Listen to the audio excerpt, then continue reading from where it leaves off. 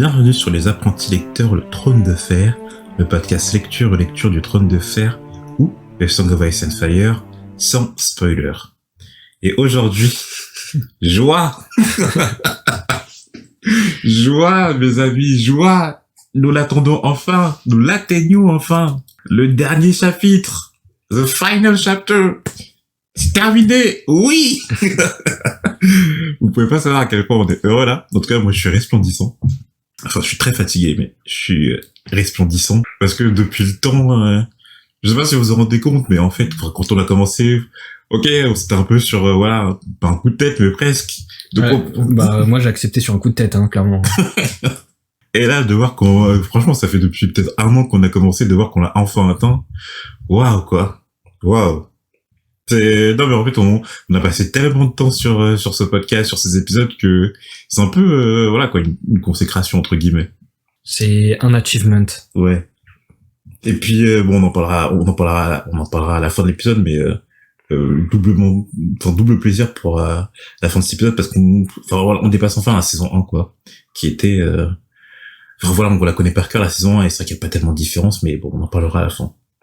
Donc, commençons, Guillaume, par cet ultime chapitre. Ah, pardon, voilà, j'étais tellement dans l'euphorie que je t'ai même pas annoncé.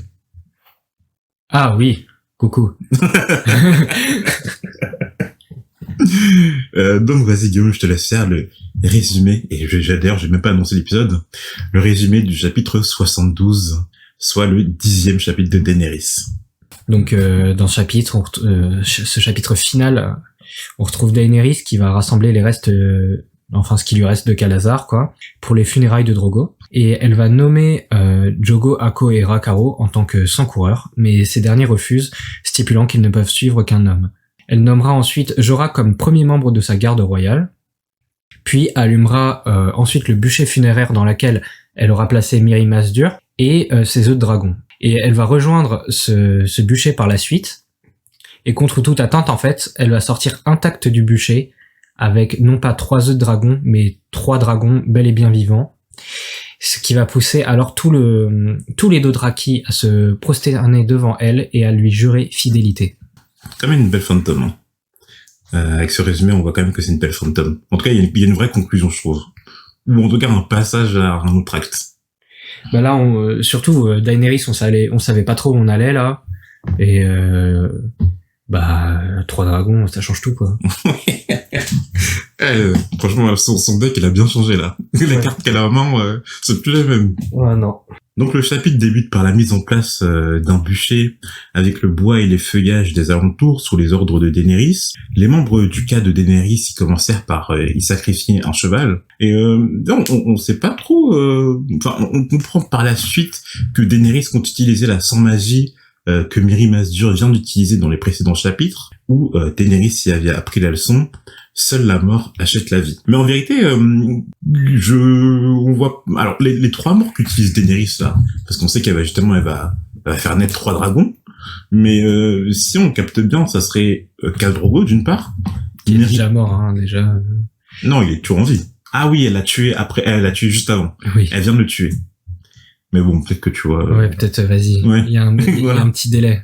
Donc, Khal Drogo, Mirri Maz Duur, et le 3e, moi, j'aurais pensé que ça serait son fils. En fait, Rhaego. C'est les talons, pour moi, qu'elle a sacrifié. Ouais, justement, en fait, c'est ça. Est-ce que c'est le cheval, ou est-ce que... Moi, j'aurais pensé que c'était son fils, en fait. Ouais, mais son fils, il est pas dans le bûcher. Elle y est, elle, tu vois. Mais son fils, il est plus là. Ouais, mais en fait, symboliquement, tu vois, on sait pas trop comment ça marche, cette sans magie. Mais j'aurais pensé que, tu vois, utiliser juste un cheval pour ressusciter un dragon, ça manque de symbolisme, quand même, là. Tu vois. À moins que on le désigne par l'étalon, c'est la représentation de l'étalon qui montre le monde, etc. Mais juste un cheval. En plus, elle s'est dit qu'elle a utilisé un cheval, un des chevals qui a trouvé le plus adéquat. Genre, c'est même pas un cheval symbolique, tu vois, comme son argenté ou le cheval de Drogo. C'est vraiment un cheval, tu vois. Ouais.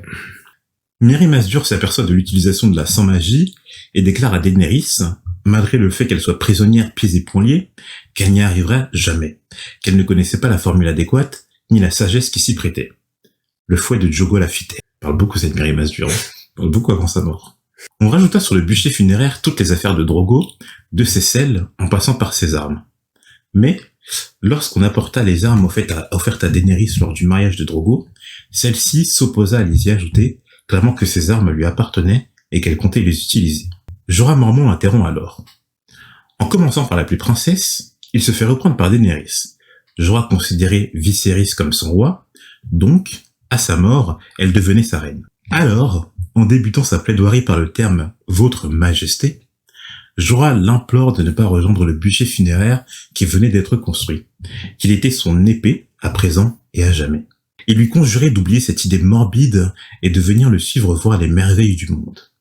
Lui aussi avait une femme qu'il aimait fortement, mais ne l'a pas suivi dans la mort. Alors, on avait déjà parlé de la femme de Jorah Mormont, est-ce que tu t'appelles quand, Guillaume? Alors, c'était dans un chapitre de Daenerys, forcément, et Non. Non? Non. C'est Jorah Mormont qui en a parlé? Ouais. C'était dans un des chapitres de Jon, justement. Donc, Jorah Mormont disait que en fait, c'était à la mort de Robert. Et Jorah Mormont disait que c'était la passion de Robert pour la chasse qui l'avait tué, et que c'est la passion qui détruisait les hommes, et que son fils, Jorah Mormont, adorait sa femme, même si c'était une écervelée, et que sans elle, il n'aurait jamais pensé à vendre des braconniers à des marchands d'esclaves. Donc, mais ce que on savait pas qu'elle était morte, enfin qu'elle est censée être morte là. Non, on savait pas par Jorah Mormont, non. Il avait pas dit, mais donc là on apprend qu'elle est morte. Daenerys apaise alors les craintes de son chevalier, lui indiquant qu'elle ne comptait pas se faire mourir, lui jurant même dans la langue des 7 couronnes. Elle convoque alors les Dothraki restants des environs. Elle leur indique qu'ils seront leurs calassars à présent, que ceux qui étaient esclaves sont à présent affranchis, que ceux qui souhaitent partir le peuvent et on ne leur fera aucun mal, mais s'ils restent, ils seront traités comme une famille. Daenerys offre alors les armes cadeaux de son mariage aux 3 membres de son cas. De ses ro, comme on dit. Ah, c'est après tu dis, toi? Je sais pas, j'ai envie de dire ro comme un rouilla, tu vois. Non, je suis sûr qu'on c'est, bah oui, mais qu'on dit calassar, tu vois. Ouais, mais je sais pas, j'ai juste envie de dire les ro, quoi. C'est ro. Pour Jogo, le fouet. Pour Ago, l'arc. Et pour Rakaro, l'arac. Là, je suis pratiquement sûr que Martin, il a fait juste ça pour moyen mémotechnique pour se dire, ok, pour Ago, on va mettre l'arc, Rakaro, on va mettre l'arac, juste pour pas se mélanger entre les trois. Non, parce que la proximité entre le nom et les armes qui leur sont offertes me semble loin d'être anodine. Daenerys leur demande alors de jurer de la servir et de devenir ses sang-coureurs, mais ceux-ci refusent, invoquant le fait qu'une femme ne pouvait avoir de sang-coureur, que cet honneur était réservé aux hommes. Ignorant le refus de ses gardes, elle s'adresse en dernier à Jorah Mormont, n'ayant rien à lui offrir sur le moment, mais lui promettant un jour une épée en acier valérien. Et du coup, on comprend maintenant pourquoi la forge des épées en acier valérien est un art perdu, parce qu'en fait, ça demande du feu dragon. Bah oui, forcément. Ça devient compliqué si t'as pas le dragon. Ouais. Donc, bah oui, depuis qu'il y a plus de dragon, on peut plus forger des épées en acier valérien. Mais on sait qu'on peut reforger ces épées, tu sais, par Tobomot, l'armurier de Port-Réal, qui est allé voir Ned. Ouais. Même, enfin, Gendry, le bâtard de Robert, son apprenti. Et lui, il connaît l'art de... Enfin, en fait, il sait reforger les épées en acier valérien. Daenerys rejoignit ensuite sa tante, accompagnée de ses servantes, afin de se faire laver, parfumer et habiller. Elle congédia ensuite ses servantes et prépara de même Drogo pour la grande cérémonie qu'elle préparait. Ses 100 coureurs se chargèrent ensuite de transférer le corps sur le bûcher. Lorsque Daenerys ordonna qu'on apporte les œufs de dragon, eux qui étaient de couleur noire, verte et crème et or, Jorah s'interposa en lui conseillant de les vendre, qui valaient extrêmement cher et qu'il ne servait à rien de les brûler eux aussi, mais Daenerys lui répondit qu'on ne lui avait pas donné les œufs pour qu'on les vende ensuite. Bon, après, je sais pas trop pourquoi il lui a donné les œufs, vraiment. Ouais, c'est toujours un peu mystérieux, ça. Ouais. Mais tu sens que Jorah, l'aspect financier des choses, ça le, tu vois, ça le titille toujours un peu. Déjà, rien quand c'est irrationnel, il pouvait pas imaginer, Ouais. Déjà, quand Drogo, il est parti, tu te rappelles, il avait conseillé à Daenerys, je crois d'aller vendre les esclaves, d'aller vendre les esclaves à la BDCR, quelque chose comme ça. Donc on voit que bon, son exil, ça lui a toujours pas servi de leçon. Et bon, là, il demande à vendre des œufs de dragon. Bon, tu sens que le symbolique, voilà.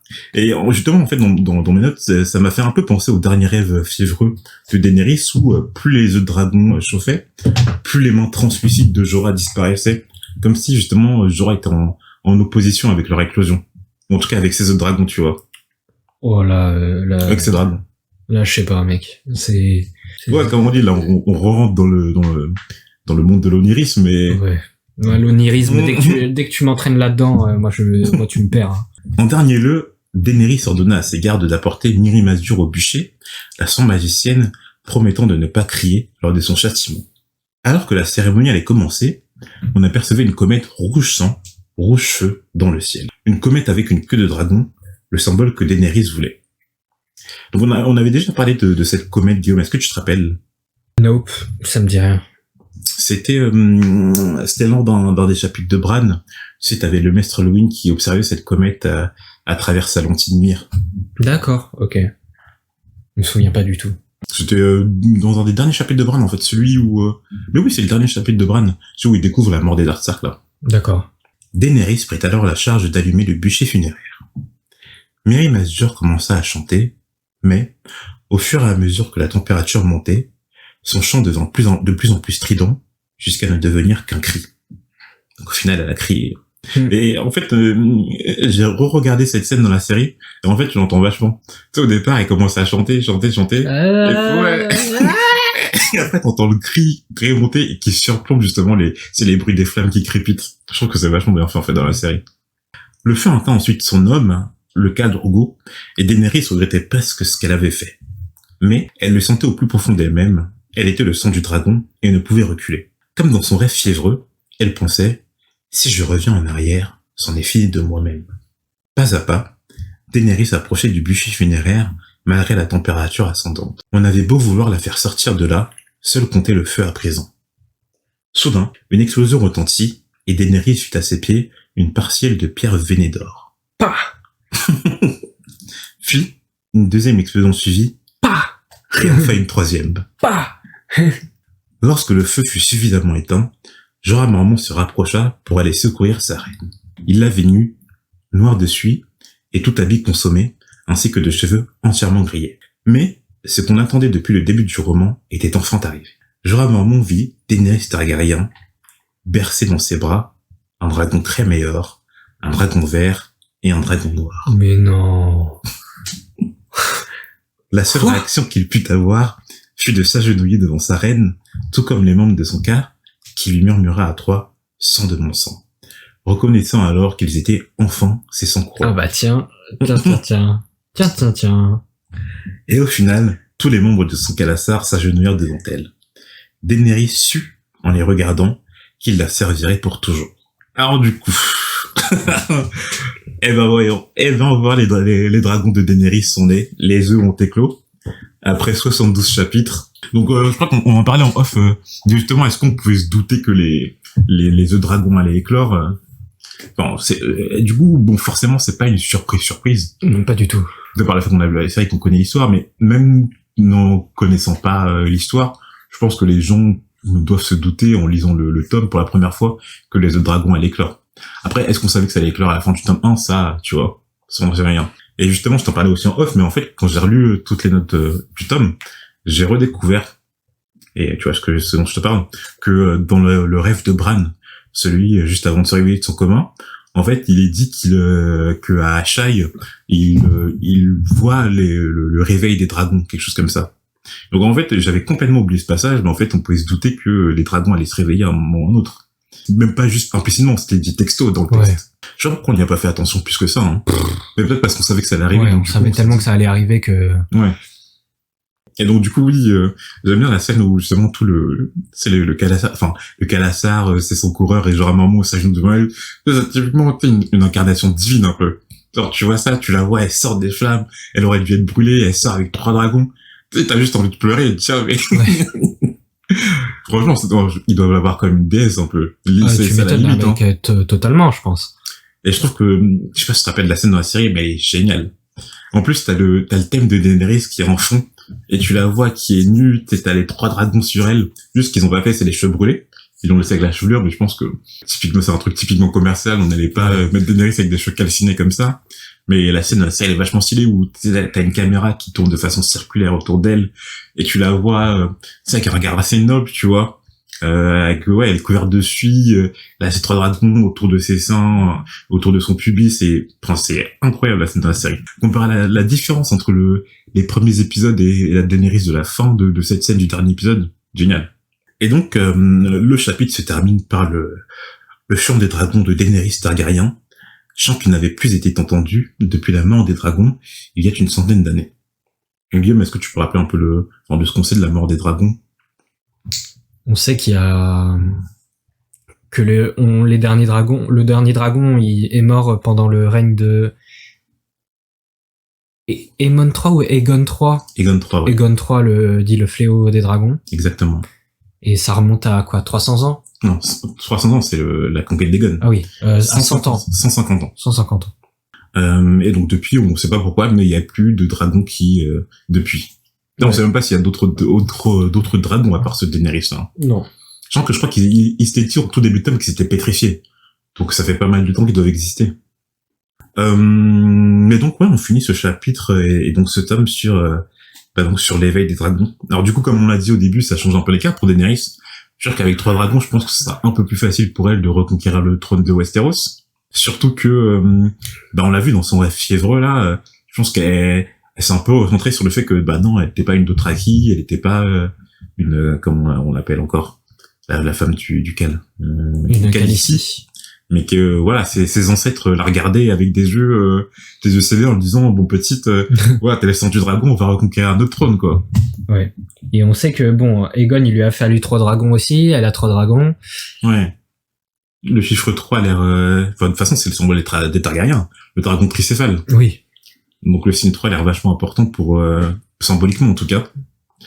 Après, Aegon avait 3 dragons, mais il y avait quand même ses 2 sœurs à côté. Daenerys, elle est pour l'instant seule. Pour l'instant, ouais. Et après, on sait que pour conquérir Westeros, il y a qu'une seule fois où ils ont eu besoin de lâcher les 3 dragons en même temps. Oui, en même temps. Mais après, ils ont quand même lâché les 3 dragons, je veux dire, en même temps, partout sur Westeros, ils se sont dispersés, ouais. Ouais. Pour rappel, la petite histoire, c'est ce qu'on appelle la bataille du Champ de Feu, je crois. Et je crois que c'était les lords Lannister, je crois que c'était les Lannister et les jardiniers ou les jardiniers, justement, les sires de Haut-Jardin, qui s'étaient alliés et qui ont péri. Non, en fait, le lord de Lannister, lui, il a survécu. Mais par contre, les jardiniers ont péri et donc c'est les Tyrell qui ont pris leur place à Haut-Jardin. D'ailleurs, les Tyrell étaient les intendants des jardiniers. Mais du coup, alors, on dit qu'elle est seule pour l'instant, Daenerys, sauf qu'on connaîtrait peut-être aussi un deuxième Targaryen, qui serait Jon. Jean, oui. Jean Neige. Donc si la théorie s'avère confirmée que Jon Snow est bien le fils de Lyanna et de Rhaegar, ça ferait un deuxième. Mais est-ce que Jon ça ira avec Daenerys pour conquérir le trône de Westeros? Ça, c'est une toute autre histoire, quoi. Déjà qu'il est pas allé des robes finalement. Ouais. Alors Daenerys, je pense qu'ils s'en secouent la bite, hein. Oui. Mais du coup, si on suit la logique, est-ce que tu penserais, par exemple, qu'il existerait un 3e Targaryen qui les aidera à conquérir? Parce qu'on sait que Daenerys, de toute façon, elle peut plus avoir de gosses. Ah, c'est terrible. Puisque dans la prophétie, là, Mirri Maz Duur, elle a dit que, en gros, Khal Drogo, il reviendrait quand... il y en a aucun, il y a aucun Targaryen, à notre connaissance, il y en a aucun dans ce tome. À part Daenerys et Viserys qui est mort, quoi. Oui. Genre, à part s'il y a un Targaryen caché, on sait pas ce qu'il fout, mais bon, il y a Aemon, ça m'étonnerait qu'il monte. Pardon, on a oublié Aemon. Mais il va jamais réussir à monter le dragon. On a oublié Aemon Targaryen, le maître de la garde de nuit, ouais. Non, Guillaume, j'avais oublié celui-là. Ouais, mais bon, il va jamais monter. Hein. Ouais, j'avoue, non, t'as raison, en fait, il y en a 3 là. Aemon Targaryen, Jon Snow, et qui est peut-être le fils de Rhaegar, et Daenerys. À la limite, faudrait peut-être que Jon, il a un enfant, quoi, mais bon, ça prendrait peut-être une... Bah, déjà, c'est mal barré. Oui. C'est mal barré. Je vois, parce qu'en fait, on vient de découvrir qu'il reste encore pas des Targaryens, mais leur descendance, en plus, elle est foutue, quoi. Ils ont les 3, ouais. Ouais. À quoi, c'est bon, hein. Peut-être Aemon, Ah oui, mais non, mais en fait, il est dans la garde de nuit. Ouais. Il est dans la garde de nuit, qu'est-ce que tu racontes? Ouais, non, leur descendance, elle est foutue, hein. C'est dommage. Alors, juste avant de clore cet épisode, on voulait, alors 2 choses. Premièrement, on va revenir, du coup, sur les questions, qu'on s'est posées tout au long de la saga, les grandes questions qu'on avait notées, et voir, si ça a changé, si on en a répondu à certaines, Si on peut en ajouter d'autres, on retirait. Donc premièrement, on avait qui est le commanditaire de l'assassinat de Bran Stark. On ne sait pas. On ne sait pas. Mais non, mais en fait, on n'a aucun indice sur ça. Hein. Ouais. Vraiment, on a 0 indice sur. Ok, la dague en acier valérien là. Ouais, c'était chelou cette histoire. C'était pas logique. Sur une trace, je crois que c'est. Voilà, en gros, je crois que c'est Catelyn qui. En fait, voilà, Catelyn arrive à Port-Réal pour mener l'enquête. Littlefinger lui a dit que la dague elle appartenait à Tyrion. Or, elle appartenait pas à Tyrion. Et on se rend compte que Littlefinger a menti lors de ce fameux pari lors du tournoi de Joffrey. Et que et en fait, à partir de Littlefinger, on sait pas trop d'où elle est sortie la dague. Hein. Non. On sait pas trop d'où elle est sortie la dague. Donc, en deuxième question, j'avais qu'a promis Ned à Lyanna. Bon, alors ça, du coup, on y a répondu partiellement, peut-être. Oui, c'est cacher l'existence de Jon, quoi. Ouais. Enfin, la vraie nature de Jon. Exactement. Donc ça, je peux supprimer cette question. Alors peut-être qu'on se trompe complètement et on la rajoutera ensuite, hein. Mais pour l'instant, on va dire qu'on... Ça semble assez logique, alors. Alors, troisième question. Que représentent les 3 ombres dans les rêves de Bran? Alors là... Alors je rappelle, la première ombre, c'est... je crois que c'est un homme avec un aspect doré. Mais en fait, ça peut... Pour moi, pour l'instant, ça peut se référer qu'à Jaime Lannister, entre guillemets. Hein. Ouais. Mais je vois pas pourquoi... Après, ces ombres sont associées aussi à Arya Sansa. Hein. Je sais plus laquelle, mais je crois aussi. Je crois que c'est justement, c'est l'homme à l'aspect doré est associé. Non, mais je sais plus en fait. Faudrait que je recherche, mais bref. Ouais. On n'a pas trop d'éléments de réponse de toute façon, ça sert à rien de...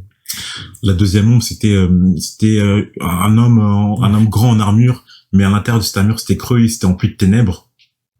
Et le troisième, c'était un homme qui avait l'aspect d'un buffle de chien. Et ça, pour l'instant, on peut se référer soit à Sandor ou à Gregor Clegane. Ouais. Après, quelle est leur signification par rapport à Stref, ça, bon. Troisièmement, quel est le fléau de Valyria? Je crois que ça, on y avait répondu partiellement, parce que je crois que c'était dit que c'était un fléau qui venait des entrailles de la Terre ou quelque chose comme ça. Donc on avait supposé que c'était un truc soit volcanique ou quelque chose comme ça. Mais on savait pas trop en fait. C'était pendant le chapitre de Daenerys où tu sais, elle disait que pendant que le merveilleux avait péri à l'est, il avait survécu à l'ouest, donc ça signifie les dragons. Elle disait que l'empire de Valyria s'était éteint dû à... alors faudrait que je recherche exactement les mots qu'elle emploie. Mais en tout cas, c'était quelque chose qui venait des entrailles de la Terre ou quelque chose comme ça. Après, on sait pas exactement. Je peux le garder, quel est le fléau de Valyria. Hein. Je peux le garder, mais je crois qu'on avait dit que c'était quelque chose qui, voilà quoi. Ouais, je pense qu'on a besoin de quand même plus de détails. Plus d'informations, ouais. Quatrième question, où est Benjen Stark? Alors ça. Alors là, mais je sens que c'est pas encore réglé cette histoire. Hein. Mais du coup, bon, on a quand même le Lord Commandant qui a dit à Jon en fin de chapitre dernier qu'il allait justement faire une excursion au-delà du mur afin de retrouver Benjen Stark. Enfin. Donc peut-être qu'il sera retrouvé à ce moment-là. Et en fait, cinquième question, j'avais noté quels sont les événements autour de la joie, mais bon, ça, je pense que ça se raccorde avec... Oui, là, on a un peu étayer la chose. Ouais. Voilà. Donc, en fait, il nous reste... En fait, si tu veux, il n'y a pas beaucoup de grands mystères hein, qui restent à la fin de ce premier tome. Je pense que un mystère des plus... Il y a un peu l'intention de Varys, on comprend pas, tu vois. Quelles sont les ambitions de Varys Ouais, Varys et Homopatis. Bah après, on sait leur intention, c'est de... En fait, on prend pas trop leur intention pure et dure, tu vois, mais on sait qu'ils essayent de... Mais en fait, si, ils essaient au début d'installer Daenerys, enfin, Viserys sur le trône de fer. Tu vois? Voilà. D'accord. Ils essayèrent d'installer Viserys sur le trône de fer. Après, maintenant, quelles sont leurs intentions En tout cas, ils essayent d'aider les Targaryens. Ouais. Pour quelle raison, tu vois? Parce que c'était loyaliste. Oui. Est-ce que l'ambition n'est pas un peu plus recherchée, quoi? Tu penserais à quoi, par exemple? Je sais pas. Franchement, bah j'ai un peu une idée de la série, mais je suis pas sûr, tu vois. Ce serait quoi par rapport à la série? Un peu le fait que les Targaryens, ça permettrait d'avoir un héritier, enfin quelqu'un sur le trône de plus légitime et qui unifie un peu le royaume et qui arrête de causer ça qui arrête de diviser le royaume, quoi, tu vois. Bien sûr. Mais dans ce cas-là, ça serait Viserys, tu vois, en début de tome. Vu que c'est en Targaryen. Oui. Oui, mais j'avoue, je comprends pas trop. Et donc voilà, on en a fini avec ce tome. Avec cet homme, ouais. Ce tome, exactement. Oui, donc du coup, ce dont on parlait en début d'épisode, c'est que moi, je suis vachement heureux d'avoir fini parce que le concept de cette émission, quand on y pense, c'est quand même de faire découvrir la saga à Guillaume, en tout cas pour moi. C'est vrai que je trouve pas ça très intéressant, juste de nous entendre faire des résumés du chapitre, sachant que moi, j'ai déjà lu la saga. Je pense que si vous l'avez lu aussi, ou si vous êtes en train d'aller pour la première fois, faire des résumés ou parler juste des chapitres, il y a quelque chose de plus intéressant. Et donc c'est bah oui que vous entendiez les réactions de Guillaume, que ça soit, personnellement en fait je considère que c'est un peu lui le point central du podcast, quoi, la star de l'émission. Oh. C'est autour de lui que ça tourne. Moi je connais déjà la saga, donc moi je suis juste là pour react, tu vois. Ouais, mais t'es là aussi pour, justement, en fait je pense que c'est ça le point qui fait que ce premier tome on est content de le dépasser. C'est que justement en fait pour ces chapitres en fait t'as juste une réaction mais t'as pas tellement une découverte. Non, j'ai pas vraiment de surprise, tu vois. Ouais, voilà, franchement si on a vu la série, et si on a vu la première saison de la série, on a lu 80 à 90% du premier tome en vérité. Ouais. Et justement j'espérais dépasser rapidement ce premier tome pour que ça change. Et déjà à partir du deuxième tome là, voilà, plus on va avancer en fait dans l'histoire, plus les différences vont apparaître. Et de deux, l'univers va énormément s'agrandir. Et là, ça sera beaucoup plus intéressant que... En fait, Guillaume prendra beaucoup plus d'importance. Et ça sera lui, au final, qui sera le point central plus que moi. Et c'est ce dont j'ai envie, en vérité. Donc, ouais, vachement content de finir, d'avancer sur un tome qui sera, voilà, plus riche, plus mystérieux et plus agréable à découvrir. Alors, juste une dernière chose. Donc là, on a fini Game of Thrones. On va passer à Clash of Kings. Mais entre les deux, juste après cet épisode, donc on va sortir un épisode surprise, bonus, je sais pas comment vous l'appelez, enfin, pas tellement bonus, mais sur un autre livre qui s'inscrit dans l'univers du Trône de Fer. Alors si vous connaissez les livres qui sont sortis chronologiquement, peut-être vous vous doutez de ce que c'est, et sinon eh bien vous aurez la surprise. Et donc en attendant justement le prélude de Clash of Kings, donc le deuxième tome, on aura cet épisode bonus entre les deux. Et on espère que vous l'apprécierez autant que les épisodes de la saga principale. Enfin voilà, on en a enfin terminé pour ce tome. On espère que vous l'avez apprécié avec nous. J'espère que, franchement, j'aimerais bien que vous nous dites s'il y a des gens qui ont quitté du coup 73 épisodes en comptant le prélude. Et voilà, qui ont apprécié justement cette aventure avec nous et qui continueront je l'espère avec les 4 prochains tomes sortis actuellement, hein. Parce que là on est en juillet 2020. Si vous l'écouterez ça se trouve quand vous l'écouterez, Martin aura annoncé The Winds of Winter, donc qui sait, on peut croire en Dieu, hein. Daenerys a bien réveillé les dragons. Donc... et puis voilà. Donc Guillaume, t'as un mot à rajouter ou Bah merci en tout cas de nous avoir suivis. Je sais pas quand est-ce que vous êtes arrivés, mais de nous avoir suivis au moins jusqu'au bout de ce premier tome. On va essayer de continuer, et j'espère qu'on aura plein d'autres théories à découvrir ensemble. Et bien on vous dit à la prochaine. À la prochaine.